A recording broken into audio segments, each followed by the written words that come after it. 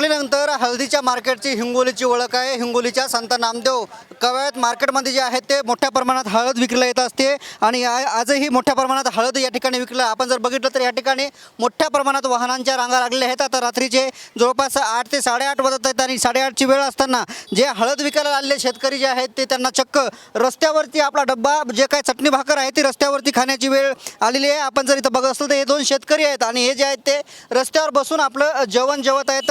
एकीकडे मार्केट कमिटीकडून सगळ्या सुविधा दिल्या जातात, त्यांची झोपण्याची व्यवस्था, त्यांची जेवणाची व्यवस्था, हे सगळं काही शासनाच्या वतीनं मार्केट कमिटीला दिलं जातं। मात्र हिंगोलीची मार्केट कमिटी ह्यात आपल्याला कुठेतरी कमी पडल्याचं दिसत आहे।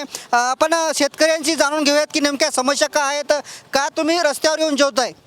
सर, इथं सुविधा नसल्यामुळे रस्त्यावर जेवायचं काम पडायले। 2 दिवसाची भाकरी आहे, तर लांब आहे आमचं गाव, त्याच्यामुळं हे 2 दिवसाच्या भाकरी जेवायलो ज्वारीच्या, चटणी भाकर जेवायलो। काय कर, पाण्याची सुविधा नाही, हे बिस्लेरी आणायचं काम पडायलं। काय पाणी पण बाहेरून आणलं? पाणी बाहेरून विकत आणायचं काम पडायलं।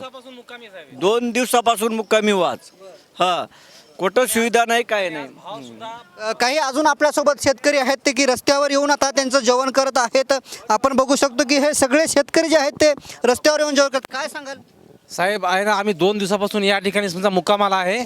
पाण्याची व्यवस्था नाही, कुठं जेवण्याची व्यवस्था नाही। हे 2 दिवसाच्या शेळ्या भाकरी आज रोजी आम्ही खातो या ठिकाणी। 2 दिवस का लागले? म्हणजे कधी काटा काय मार्केट कमी बंद होते का 2 दिवस? हो, काल बंद होता, काल 14 एप्रिल बंद झाला, आज सुरू झाला आणि 2 दिवसापासून आम्ही इथं सतत मुक्कामी आहोत। पासून असे झाले? हो हो हो साहेब, मार्केट कमिटीनं कुठली तुम्हाला व्यवस्था नाही, पाण्याची व्यवस्था नाही, जेवण्याची व्यवस्था नाही, राहण्याची व्यवस्था नाही, कोणत्याच प्रकारची व्यवस्था नाही या ठिकाणी।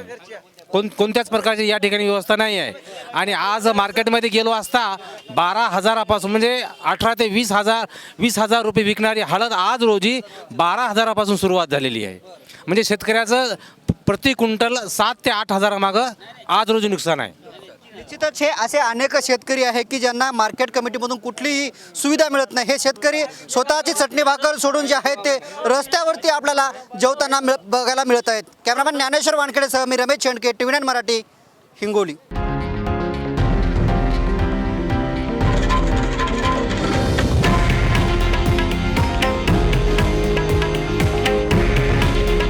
हे आहे देशातील नंबर 1 न्यूज नेटवर्क आणि आपण पाहत आहात TV9 मराठी।